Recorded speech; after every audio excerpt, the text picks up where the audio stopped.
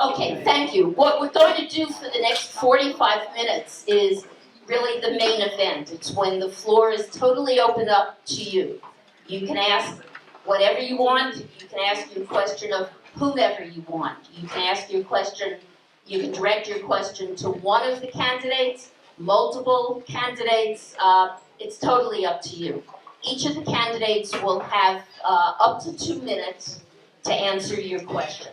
Again, Caroline, our trusty timer, will be at work over there, and we'll give you that. Pardon my back, by the way.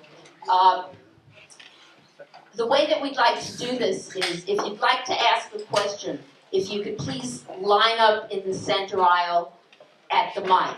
Holly Anderson, okay, is going to keep things flowing. So you should, if you know that you have a question, please line up. If you could keep your questions specific, substantive, to the point. Frequently people introduce their questions with comments. If you could keep those short as well, it would be greatly appreciated. We want to get as many questions in as possible. Also, after you ask your question, if you could please sit down so that the line will move more freely, that would be appreciated. Maybe have them move this way. Okay, maybe move around that way after you've asked your question. That will probably work best. And again, if you could just keep your applause to a minimum. If you want to identify yourself by name and town, that's fine. That's totally up to you. Remember, it is being taped. Okay? Yeah. Do the questions have to be for all candidates, or No, that's what I said. It could be to anybody. Okay. All right. So we'll start with the first person and the first question. Hello. Hello. No. Hello. Yep. There you go. Hello. My name's Dennis Higgins. A number of people mentioned that Trump's and Pruitt's work to defund and kind of take apart the EPA's changing regulations that protect us all. But very recently, Trump made nominations to FERC, and they were unanimously approved by Democrats. So I'd like to ask this question of you folks. How would you muzzle FERC? Do you want to ask everyone, or who you're directing it to? It could be. Well, it's up to you. Well, I think everyone should have an opportunity. I'd like to hear what they say about FERC. Okay, we'll start with Pat. What is FERC? Federal Energy Regulatory Committee. Or maybe it's Commission. Commission, thank you. Sorry. I got 3 out of 4 letters in there. A lot of acronyms Close. in the Army. So really important issue, because I think what this gets into is there's a lot of national level issues that are being covered in the media, but as you get 1, 2, 3, 4 levels deeper in the kind of nitty gritty of where government happens, we really also have to be very aware and mindful and kind of resisting and pushing back on all these issues. So on FERC in particular, I believe that a lot of that kind of work happens on the committee level.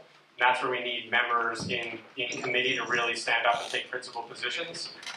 When you look at John Faso in the Budget Committee, which he's a member of, he had an opportunity in the Budget Committee to stop the American Health Care Act in its tracks before it even went to the floor.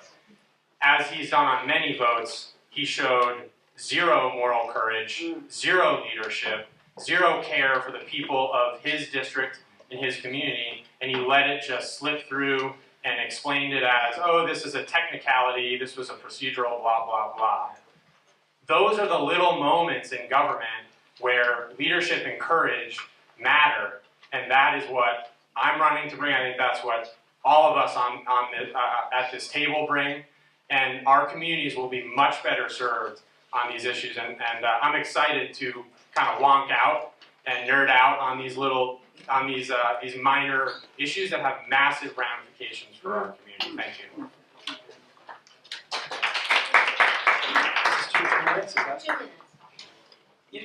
we have to ask ourselves, we're at a turning point as a country. Are we going to continue pursuing fossil fuels and non-renewable resources like an addict that is trying to find a vein? Or are we going to look in a direction where we can actually begin to follow sustainable energy and change our future? I'm glad this question was asked because it speaks directly to our own district and the efforts to build pipelines, start fracking. These are the things we have to stand against, and we have to stand very strongly towards renewable resources and solar and wind that can actually provide an infinite amount of energy for our society if we're willing to make an initial investment. And we did that as a government back when we invested in the interstate highway system. Why can't we make that kind of investment now, create jobs that can't be exported, and actually build a brighter future for ourselves instead of feeding climate change, polluting our own natural resources, and creating a darker future for our families? I can't wait to get to Congress to take action on that. Thank you. One of the reasons that I got involved in environmental activism is that I saw that there were private sector solutions and opportunities and technologies and development that weren't being supported in the public sector. And I think that's the real opportunity we have here when we're dealing with issues like climate change, specifically with FERC, right? There has not been a pipeline that FERC has turned down in what, 10 years? Can remember the last time that FERC turned down a pipeline? The answer is no, because people like John Faso, who are lobbyists for the fossil fuel industry, get elected to Congress. That is why we've seen the selling out of our environment and of our communities by people like him getting the money and the special interests that control the agenda. FERC has been neutered or neutralized because there's no legislative consequences to their votes. We need to hold our congressmen accountable. We need to get special interests out of there, and we need to invest in true representation. My question for all of you is, how many people know why there are 435 members of Congress? Anybody know? Why? Why did it stop at 435? Why is it not higher? You don't know this because I told you last time. All right, in 2012, I researched this and wrote an article about this for CNN. There are only 435 members of Congress because the reason, if you think, the Republicans in the 1920s were trying to disenfranchise the urban voters. So they voted and said we're going to cap it at 435 because it's much easier to control 216 people than would it be if there were more representatives. There are one representative for 700,000 people. All of us should be able to be members of Congress. There is no reason in other countries that we establish, we have one minister of parliament for 100,000 people or 60,000 people. One representative for 700,000 people. Basically, we've created another Senate or a House of Lords. That's the type of thinking and reformation that we need electorally to get money out of politics and get true representation back and hold people like FERC accountable. Thank you. There's been a request, if you could just say your name before you speak, because some people in the back are unable to see the cards. That was Gareth Rhodes who just spoke. That was Brian Flynn. This is now Gareth Rhodes. Hard act to follow. This is Gareth Rhodes, actually, this time. There are two ways. Dennis's question was how to muzzle FERC, I believe it was. I think there's two ways. And the first way is there's a bill in Albany right now which will give local control over pipeline permitting processes, which means that your local town councils and will have much more control than they would have had without this bill doesn't pass. We have to make sure that that bill passes. So call Senator Seward.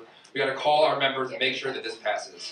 And then it's important that we elect Democrats to local offices here so that when we do have local control, they vote with us on these issues. Yeah. So paying attention to local elections is step one. Step two is when I worked in the governor's office, it was before fracking had been decided yet. I told my colleagues there, I drilled water wells. I know how difficult it is to find water, and I know what it's like, what you find when you drill it just deep into some of these areas. You have to ban fracking. And this community, people in this room, stood up time and time and time again, came to Albany and said, fracking will never happen in our communities. That is how fracking got banned in New York State. It was through activism. That is how we stopped the healthcare bill from becoming law, is we stood outside Faso's office, we stood outside his office in Kingston, in Kinderhook, in Delhi, other areas, and we said, absolutely not will this bill pass. I think that's how you stop these things from happening in Washington, and that's how you stop things from happening in Albany as well, and by protesting and standing up. Thank you. Dennis, I don't know where Dennis went. So I think what I heard in your question, I want to make sure I heard it correctly. You referenced the fact that a lot of Democrats voted, all the Democrats voted for Trump's nominees.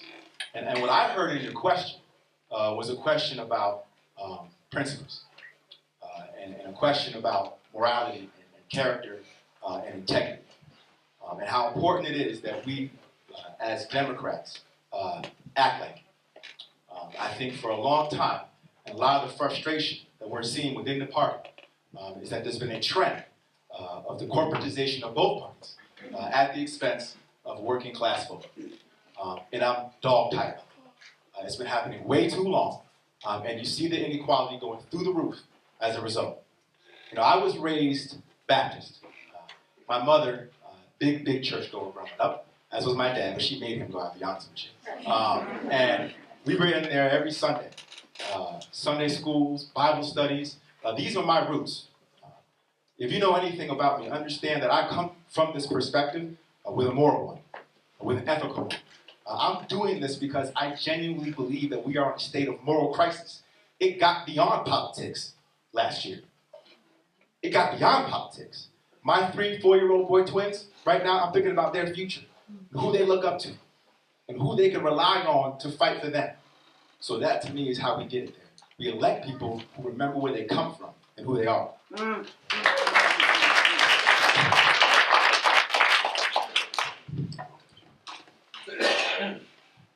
So we know the Trump administration has fossil fuel industry throughout.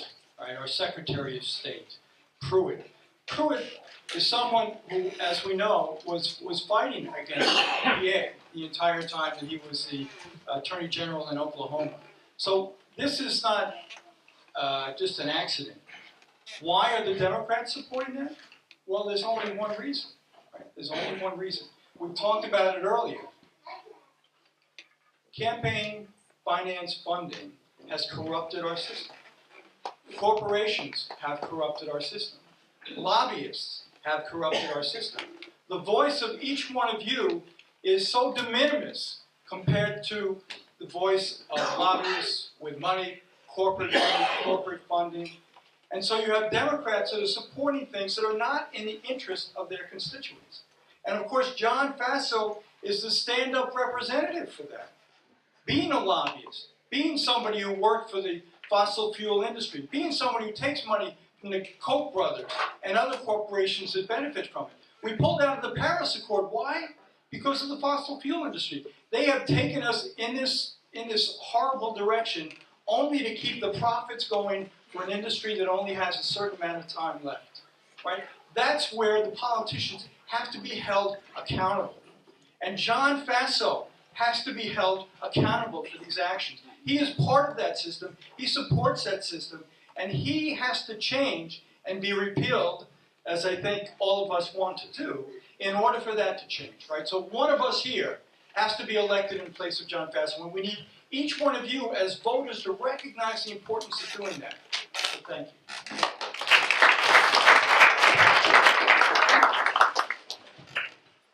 And to go back, Dennis, this is Sue, just in case anyone can't see me or recognize my voice. I think that when you look at voting for any piece of legislation, and I certainly can't speak for the Democrats that voted or the reasons why they did, but I do believe it's about accountability back home. And I believe that as a representative, if you vote for a piece of legislation that your constituents do not support, then you, the constituents, have the voice to make that not happen again. And as Gareth said, you know, the healthcare situation was very, very a loud message. And look at those 2 women from Maine and Alaska, those 2 Republican senators who stopped that horrible Trump care bill. So as constituents, residents, and voters, when we don't like something, we can demand accountability, and then we can vote.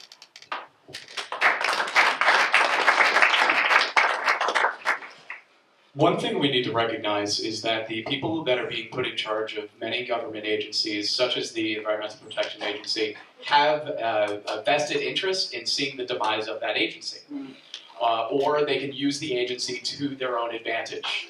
I believe that the fact that we nominated a cabinet full of executives, of billionaires, of people who have actively worked to hurt this country and to hurt the working people in this country, I find that absolutely vile. What we need to do is we need to reevaluate the people who are being put into these positions. With FERC, again, I don't know the specifics as to why it was unanimously, you said? Is it, where did it get? Everyone voted for it. You said unanimously? Yeah, all of I've met some really great members of Congress, and I trust what they say. So there had to be some reason behind that, which I can't speak to the specifics of, but it's the issues that we're having. Like Brian said, when was the last time they rejected a pipeline? We don't need to rely on fossil fuels. This conversation isn't one we should even be having. We need to move to alternative energy so we don't have to deal with this problem in the first place. Thank you.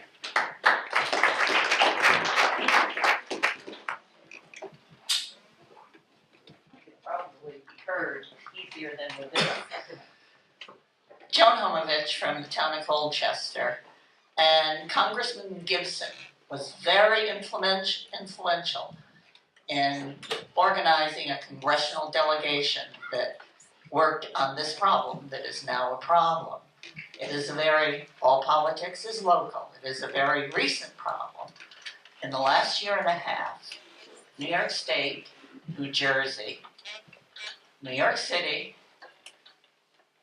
Pennsylvania, have I named? All right, New York City gets an extra vote. There are 5 of them, the decree parties. Delaware, all right. That they could not reach renewal of the FFMP, Flexible Flow Management Program, which was initiated in 2007 to actually make the east and west branch of the Delaware and the main stem of the Delaware down to Callicoon viable for fishing, thus tourism, etc. New York City graciously, when it was not renewed, I mean, the best good neighbor thing that they've ever done connected with this is they ran the FFMP through the summer months. They just gave notice that they are going to revert back to the plan that the FFMP took the place of. The FFMP not only controls the flow out so that it's environmentally cold water fishing and tourism, it also has flood prevention for the winter months and when it reaches full capacity. By reverting, as of September 1, the 150 CFS for the east branch of the Delaware out of Pepacton will drop to 70. And by October, it will drop to 50. Excuse me, Joan is probably the most knowledgeable person about this in the universe. CFS is cubic feet per second, and it's like one basketball going by you every second. But what we need you to do is to ask the question. All right. As a congressman, well, I have to give the background because it is technical. That as a congressman, which one of you dares to tell me how you would solve this problem because it's going to ruin a month and a half, 2 months of tourism and fishing and an environmental impact that all you have to do is contact Friends of the Upper Delaware. What would you do as the replacement to Congressman Gibson, because Vasso's not really our congressman? I mean, Gibson was a good guy, so what would you do to solve the problem? You all don't have to answer. Okay, Sue. Well, as your congresswoman, I would study the issue and identify the agencies that are responsible for that, and then work to hold them accountable and make a serious lot of noise. Because we know that the squeaky wheel gets things done, and leveraging relationships is what's important. And so part of politics is understanding the reasons why things are done, and then leveraging the relationships to address them. I don't care if other people, what y'all don't Yeah, have. who else, Yeah, who else wants to answer it? I was Let's just do it gonna- that way. I was just going to add to what Sue said, not to repeat what she said. And I think it's the role of a congressman, especially in this situation. And I'm from Greene County, where we have many issues with the watershed and issues with New York City and New York State as well. So I'm familiar with these issues because I've also invested in developed properties in the area, and so I understand exactly what you're talking about. What I've seen that Congressman Gibson has been able to do and other people have been able to do, and I've done in my business career, is you have to, as Sue mentioned, get those parties together and lock them in the room, and you don't let them out. And you have to pay attention to it. And I think what happens is a lot of times congressmen get wrapped up in their schedules and they don't realize the priorities. This is an important issue to a large number of constituents. I actually can't think of a more important local issue right now that covers so many different people throughout the district that shouldn't be dealt with. So I think what it comes down to, and I think we would all agree to this, to prioritizing, and based on our experience as either people who have been business owners or run activist organizations, that type of ability of bringing people together and forcing them to deal with the issues. And I think that's a role that congressmen in other districts do well, Chris Gibson did well, and I think any one of us here would take the same approach. We'd be proactive with it. I'll answer very quickly. 4 out of the 5 parties were on board here. This was New Jersey that decided that, and so besides maybe getting New Jersey out of the union, no, this was New Jersey's fault in many ways. Because It's not New Jersey's fault. Well, New Jersey was the one who insisted on the levels being different than they were, right? She wants more water. Yes, exactly. And I was talking. Legitimate I complaint. grew up trout fishing on the Delaware River and spending a lot of time out here. And I remember hearing from trout fishermen out here how terrified they were by what was happening. Using my contacts in state government, which I did when I worked in the governor's office, I talked to officials at the DEC. They had the same problem. They said this is a huge issue, and what you have to do is that working with both federal, state, and local officials, because this is not just a federal issue. This is a state issue as well, and And a city issue. a city issue. And so lining up all those parties and having someone who knows the actors and the players. I knew personally the commissioner of the DEC and gave him a call, and he said, we know this is a huge issue, and this is why it's a problem. And knowing those people and being able to, that's what Gibson was very good at, and being able to unite not just the federal folks, but the local folks as well, in New Jersey and Pennsylvania as well. I think that's what's going to be very important. And when we reach an agreement here, it has to be a long-term agreement. It can't be the piecemeal stuff again. Thank you. Thank you. Anyone else? Okay, Joe? Joan Tuberty, Town of Meredith. Would just like to ask all of you who lose this race to please run for president. And my question is, 9 years into activism, I am aware of many issues, huge issues that we face, but the biggest one is climate change. And our state banned fracking based on information about the health impacts, and we rightfully should have. And why are we promoting fracking in Pennsylvania by allowing all this infrastructure in our state? So I'm wondering, as a congressperson, what you would do to roll that machine back and work toward a renewable energy future, which is where we have to go right away. Okay, Brian, why don't you start? I've come out publicly against any sort of infrastructure, and we should not only be activists against it, we should legislate against it at the local and the state and the federal level to try to prevent all that infrastructure, because to your point, we're actually encouraging the fossil fuel industry. In Texas, they're shutting down natural gas plants because they have too much in the way of renewables. They have too much in the way of usage from renewable energy. So can you imagine we're at that point where Texas, a state that is the center of all fossil fuels, is actually shutting down natural gas plants, yet here in New York, we're building pipelines. I think that there is actually, and I mentioned this earlier, a bipartisan opportunity on climate change. There are people who are reaching across the aisle. If we can get rid of the xenophobes and the nativists and actually look at some moderate people, we can make real progress on climate change. One, Antonio mentioned this earlier, it's an opportunity for job creation. That is the biggest issue facing Automation and artificial intelligence are completely disrupting our workforce. Incomes are going down, right? Cost of living are going up. The opportunity is, what can we do to invest in job creation opportunities? And the biggest opportunity is green collar jobs. And that will help us leapfrog where we need to get to. The other thing, as I mentioned earlier, we have to deal with the fact that we have a whole infrastructure related to fossil fuels development. Right now, we have utility plants that are being underutilized. They're not absorbing their overhead costs. So even if we get all the renewable we can, we have to do something to deal with that issue on a big, large-scale effort. That requires federal intervention that needs to happen fast.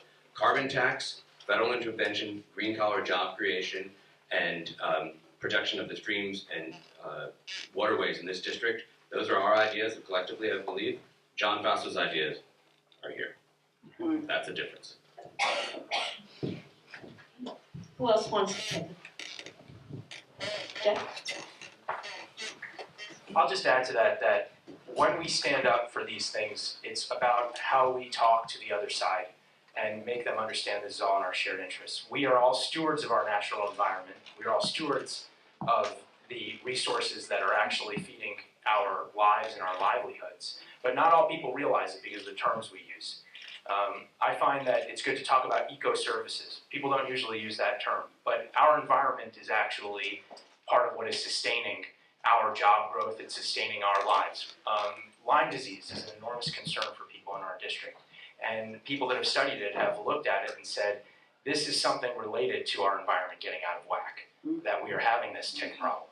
So I think when you talk to people on the ground level about how their lives are impacted by their own climate, they can begin to understand that these are not big pie-in-the-sky issues. These are day-to-day life issues that they are experiencing anxiety, fear, and loss over. And that's what I've been discovering when I go out there, when I talk to people as somebody that's done farming in this district and sees the streams not as high as they were or flooding at wrong times of the year. When I talk to farmers about that, and I was at the Delaware County Fair talking to Dave Holly, who's running a farm here in Delaware County, Holly Farms, and it's amazing what a pass we are giving big agribusiness, which is squeezing a farm like Dave's, as they abuse our environment, extract our resources, pay no price for it, abuse their own workers, while squeezing local farms. Farms are actually one of the ways that we preserve our environment. People have to understand local farming not only as an economic benefit for our communities, but as an environmental steward for our communities. All these things, talking about it in terms of services, talking about it in terms of how you get by day to day, your fears, your anxieties, I think these are the ways that you can wake people up to a grand consensus on climate and all the issues that we both agree are vital. Thank you.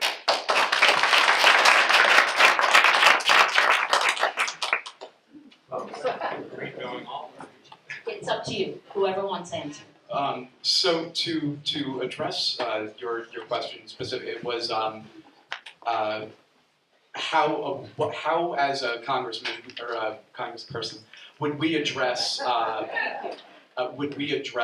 banning fracking in states not New York? Is it wrong? Well, and also not promoting the infrastructure that's bringing frack gas into our state. Right. And all the attendant problems. So I believe, as what I do, it promotes the idea of being proactive as opposed to reactive. So setting up the infrastructure to provide people with retraining, to provide people with alternative jobs, because the last thing we want to do is pass legislation that kills the economy. We want to retrain these people. We want to cultivate an environment where it chokes it off, to where we can pass legislation banning fracking. Because fracking is more dangerous than I think people realize. About 10% of methane is leaked while during transport, and methane, being hundreds of times more powerful of a greenhouse gas than carbon dioxide is, it's devastating to our environment, and it does nothing but worsen the effects that we see of global warming. So I believe cultivating that environment to where we can safely cut it off completely and utterly, while providing the alternative energy jobs and providing retraining to people who would be affected by that. That's the way we get everyone on board. And at the beginning, instituting the carbon tax, a revenue-neutral carbon tax, to aid the process of cutting it off, to save the environment, but also not to damage the local economy. Thank you. I just want to speak to this quickly from the standpoint of a sort of knee-jerk reaction, an almost desperate reaction to build out infrastructure that supports out-of-state fracking, because there's this idea here that if we're going to actually create jobs, this might be a way to do it, right? The infrastructure, the investment in that, and what that speaks to is how we have failed to prioritize real opportunities and real infrastructure that will actually grow out our economies. I think we have to shift our focus away from clinging to whatever we can do infrastructurally to create jobs, and sometimes not even jobs, but just the idea that we're somehow creating these notions, this idea, and shift it back towards building out real spaces for folks locally across this district to build out their economic opportunity. And I'll give you an example. I was in Schoharie at the Pride Castle Farm. I met with a beautiful couple, Nan and Mark's dairy farm.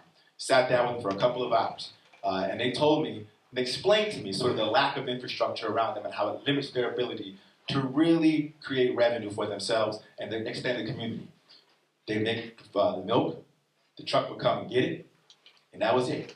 They had no idea where it was going, how it was distributed, how it was packaged, how it was marketed. They were just gone.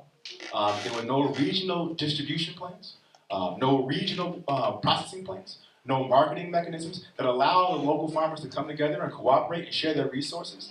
That is how you grow out the economies. That's the kind of infrastructure we need to create real economic growth from the bottom up. Thank you.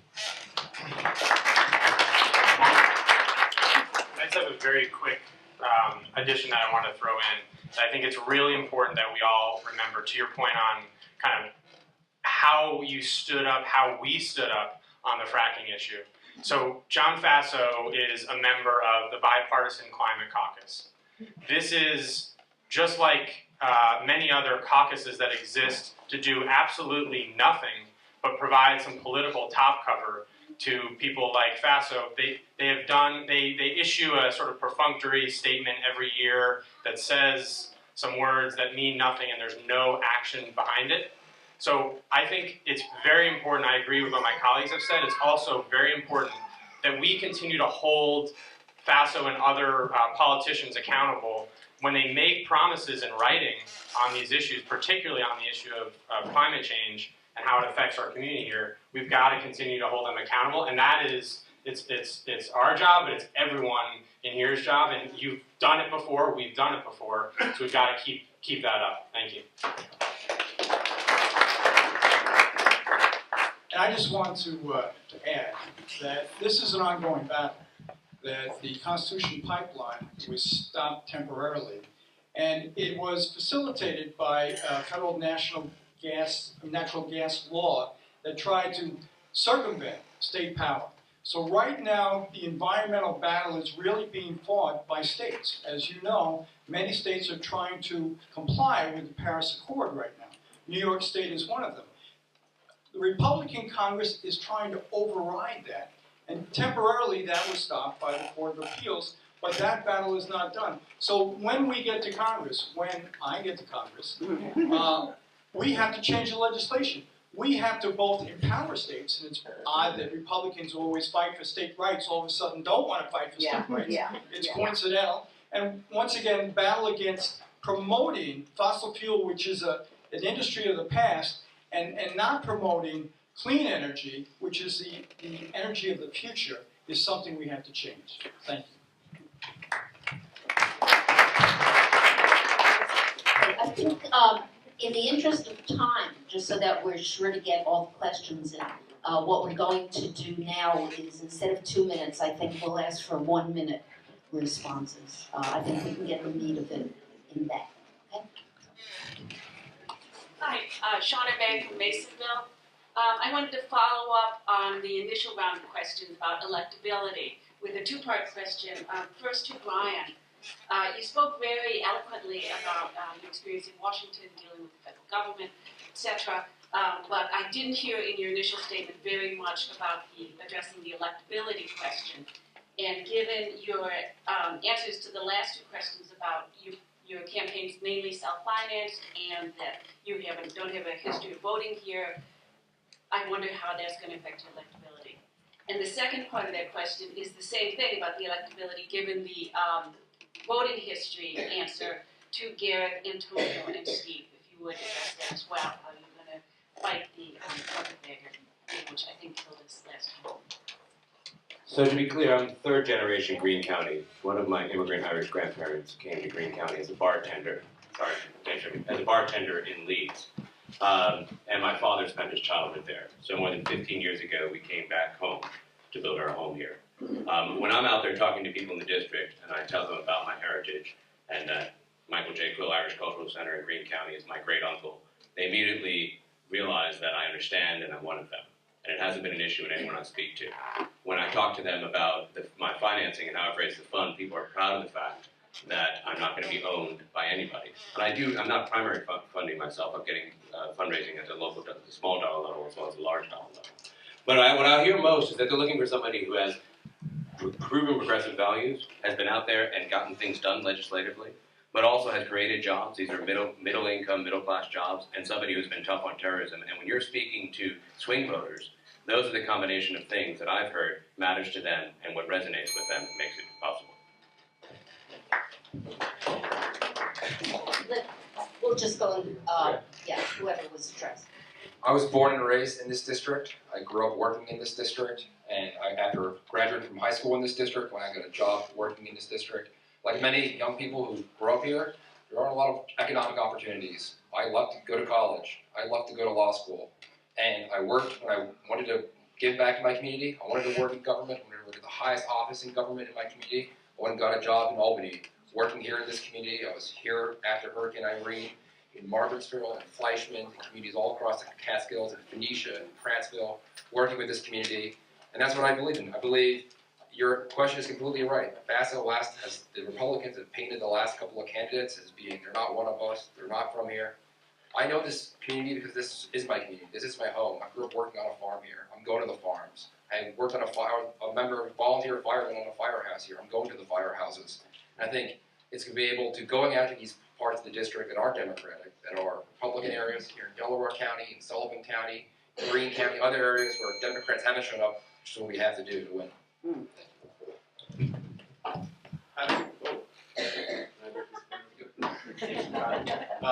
I think it's important to understand what a carpetbagger is.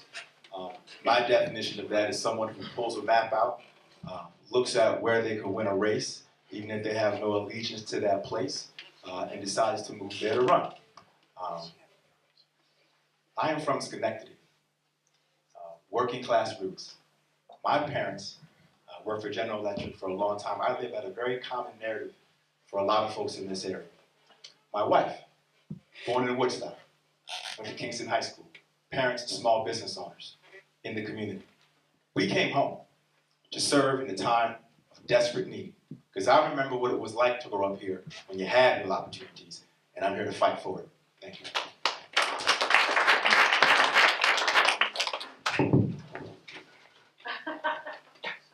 So the fact where I live in now Ulster County in Walk Hill, the towns along Ulster and Orange, take Pine Bush for example. Half the town is in Ulster County, half the town is in Orange County. It was like that where I lived. So I thought I was in the 19th district until I showed up to the polls and voted for Sean Patrick Maloney. But beyond that, I did go to Walk Hill High School. We were living in Walk Hill at the time I was born. I know how to pronounce the name of the town, Shawangam. And my mom, she was a local small business owner right on 208. She used to own a hair salon, Headliners, where I worked after going to school. She used to cut hair and do nails, and that's where I learned how to cut hair. And I actually cut my own hair. But it's like.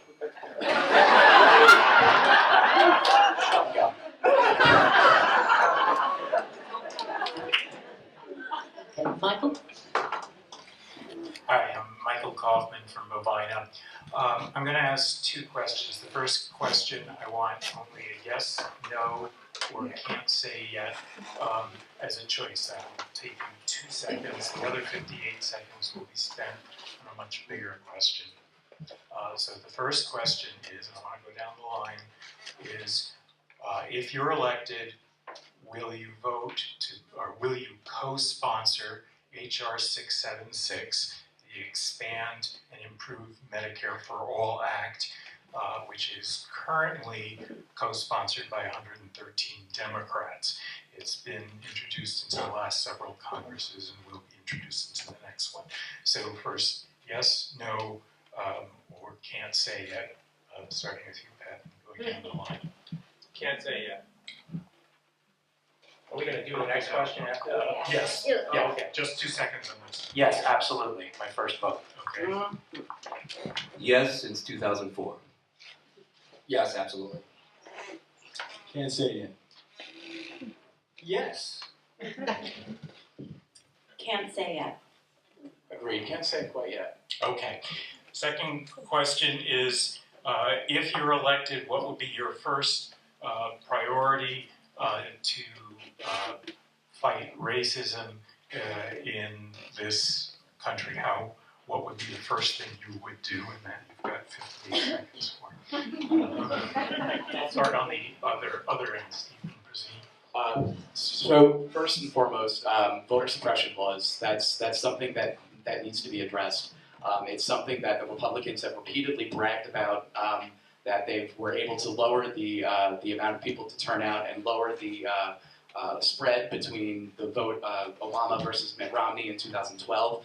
I believe automatic voter registration needs to be enacted. I believe these unnecessary voter suppression laws that are making it harder for Democrats and people of color to get out and to make their voices heard. So it's an unexpected front, but I would definitely attack voter suppression first. I agree that voter suppression is very, very important, but I also believe that from a federal perspective, we need to infuse our communities with resources to address this head on, and those resources should be aimed at our law enforcement as well as community-based organizations. I think it's vital that we start respecting one another, and you do that by building your community from the street up, not from Washington, D.C. down.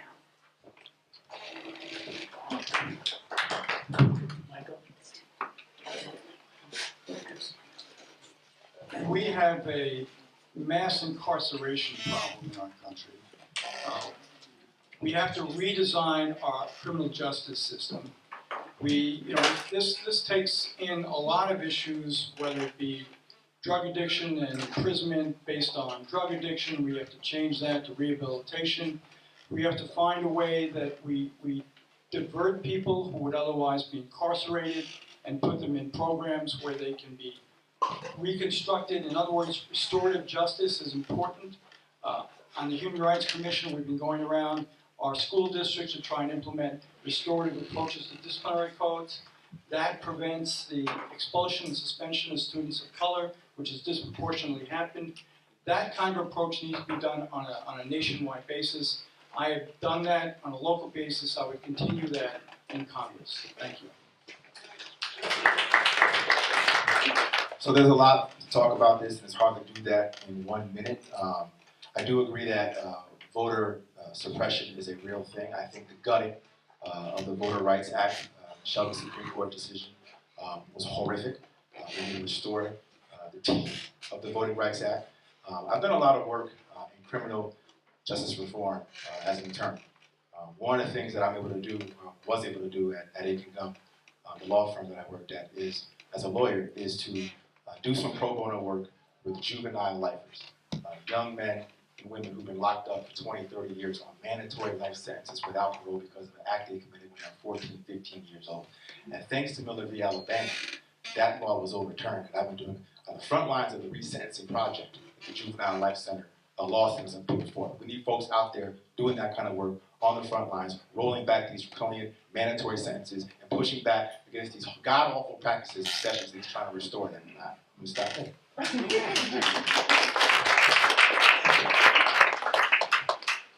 I agree with much of what my colleagues have said, and I want to talk a little bit about a different side of this issue as well, and that's the president's policies and the Republicans in Washington, their policy on immigration, which I believe racism has been a big part of this draconian immigration policy and how it's affecting our community. In Delaware County and Otsego County, a lot of dairy farms in this part of the district. Where I'm from in Ulster County, we have a lot of vegetable and apple farms. And we depend on seasonal labor. We depend on these families who've been coming to our farms for generations. They know our farms well, they're members of our community, and the fact is that these immigration policies are keeping them away this year, and it's hurting our economy. Folks who got a traffic ticket in the 1990s are saying, I'm not going to come up this time, I'm going to wait and sit it out a couple of years. That is a devastating blow to local farms. If you can't pick your crops in August and September, you're going to go bankrupt. You leave the fruit and the vegetables on the vine, you're going to go bankrupt. That's a devastating blow to our local farms, and it comes directly from these draconian and racist immigration policies that are coming from Washington. I also agree with starting with voter suppression and dealing with the mass incarceration related to the imprisonment of nonviolent criminals.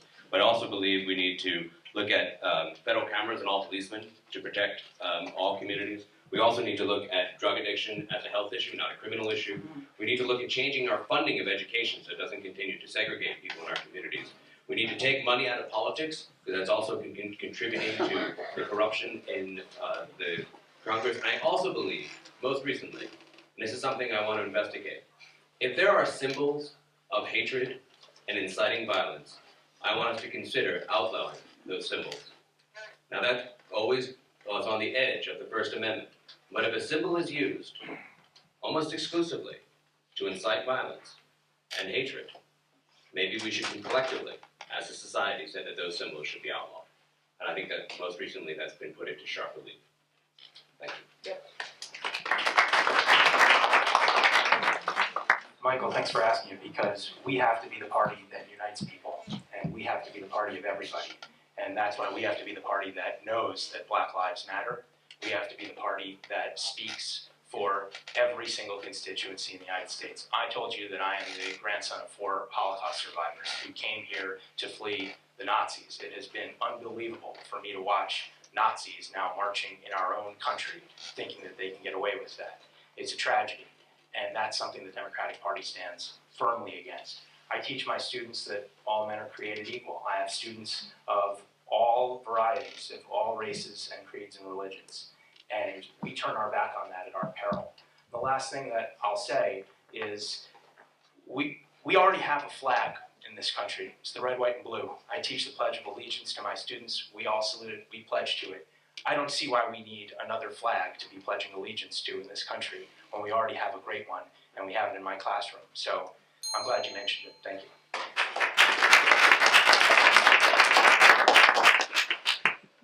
I agree with everything my colleague said on all accounts. I also believe we've got a big opportunity as a member of Congress to use, although President Trump has a massive bully pulpit, I do think that we have a pulpit to stand up in the face of injustice, racism, discrimination, and take principled positions immediately on these issues when we see ourselves crossing a line. We have not seen that from a lot of members of Congress, especially Congressman Faso, who took several days to make any statement about the events in Charlottesville. The last specific action that I would focus on that I'll add, the Justice Department has really eroded and is being undercut. They are the organization that should be accountable for enforcing all the federal laws that were passed over the last several decades on these issues. We've got to hold them accountable. Thank you.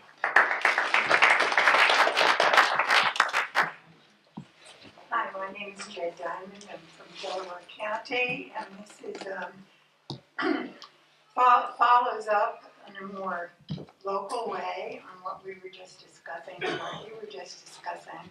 So this is put your money where your mouth is.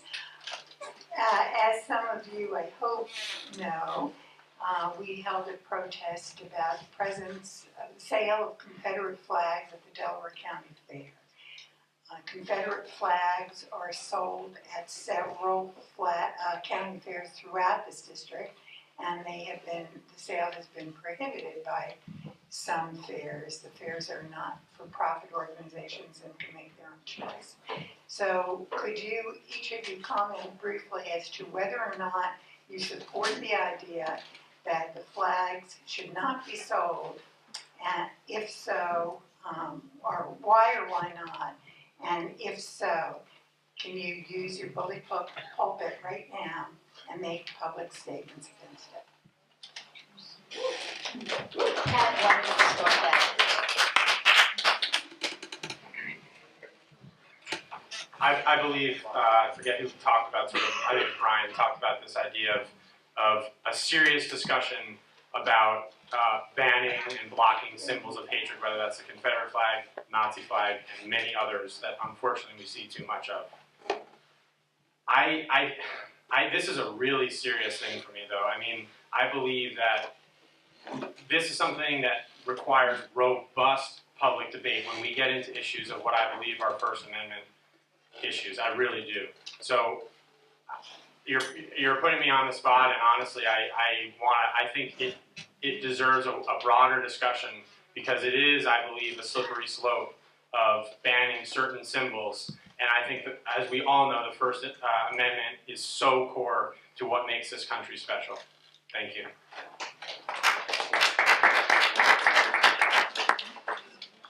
We have to be a force for unity in this country, and I am seeing warning signs of divisions that I witnessed far across the world beginning to happen here, and it's one of the most alarming things and a reason that I'm running. I have been from Delhi to New Delhi. I've been from Cairo in Greene County to Cairo, and I am seeing tribalism in our own society that I didn't expect to see here.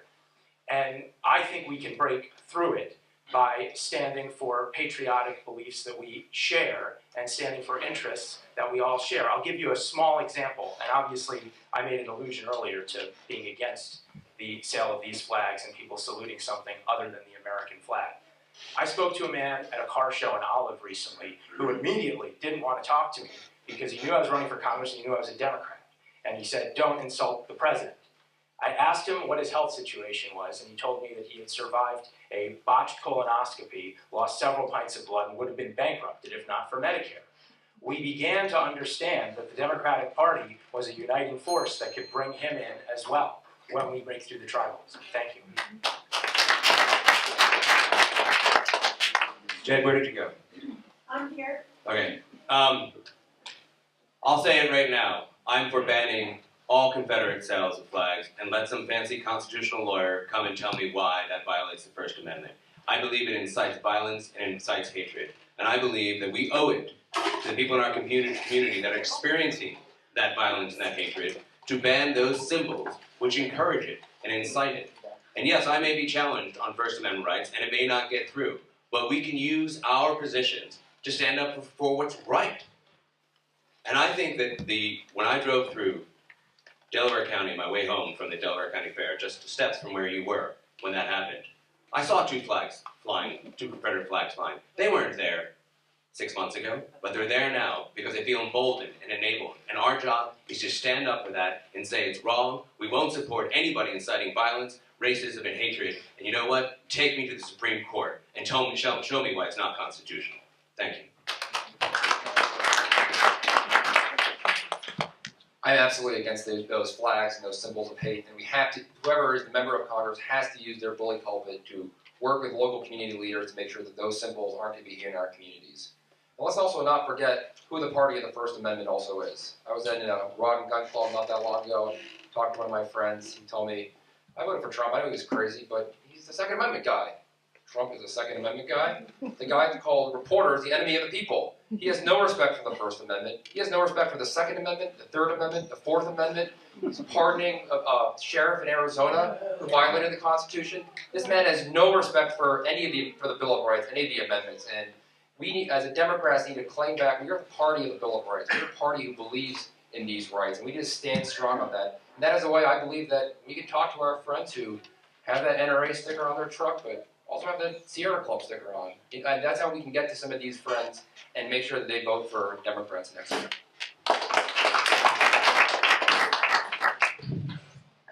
The only flag we should be saluting in this country is the American flag.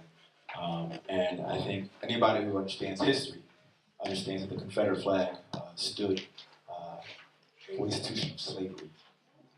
That's what it was for, to keep people in chains. The economic benefits of that system for those who weren't my skin color. And so, obviously this is personal, but I think it's personal for everybody. Anybody who calls themselves an American in this country, this should be deeply personal. People have shed blood all across this world for these values, these ideas. We call generation that fought in World War II the greatest generation. Why?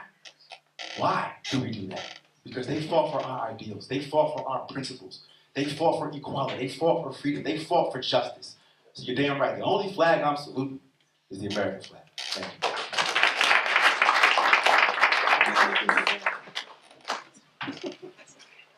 I'm one of those constitutional lawyers that Brian was talking about. I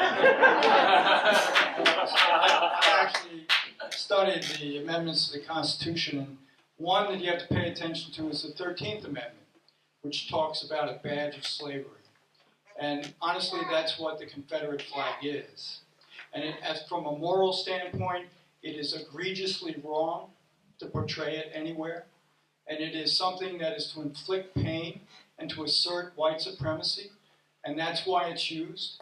And that's horrible. But at the same time, it's interesting, on the NPR this morning, I'm listening to the head of the ACLU. And he actually, still, the ACLU will represent white supremacist group right to protest in public. Because if we don't enforce the right of free speech for them, it can be taken away from us. So I stand that morally it's reprehensible, and nevertheless, in a constitution where we have the freedom of speech, we have to honor it.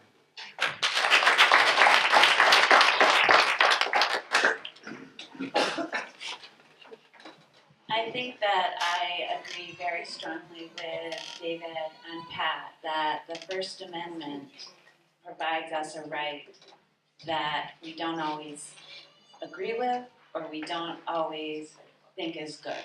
I personally find the Confederate flag to be something that is beyond disgraceful that any American citizen would put up or advocate for. But at the end of the day, it's a symbol, and I think that we need to be very careful, because if we decide that that symbol is bad without laws to support it, then who's to say someone else isn't going to find a symbol that we stand behind? So I think this needs to be a conversation, and that it needs to be, from a legislative perspective, something that's banned and not something from an emotional perspective. So for once, I can't say I agree with everyone else on the board. I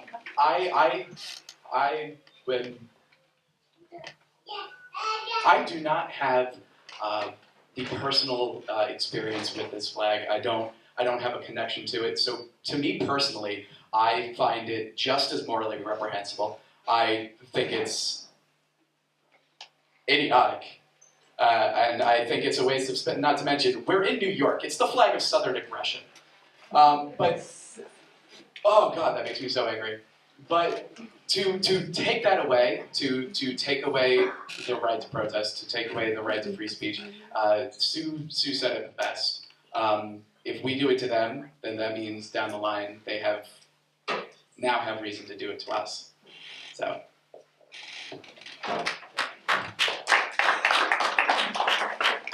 Okay, this is going to. Can I just have the privilege of the floor 1 second? I just want to clarify, you don't need to answer, I don't want you to answer. I wasn't asking that there be a ban. I was just asking if you would support conveying to the fair people. It's private, not governmental. That's it.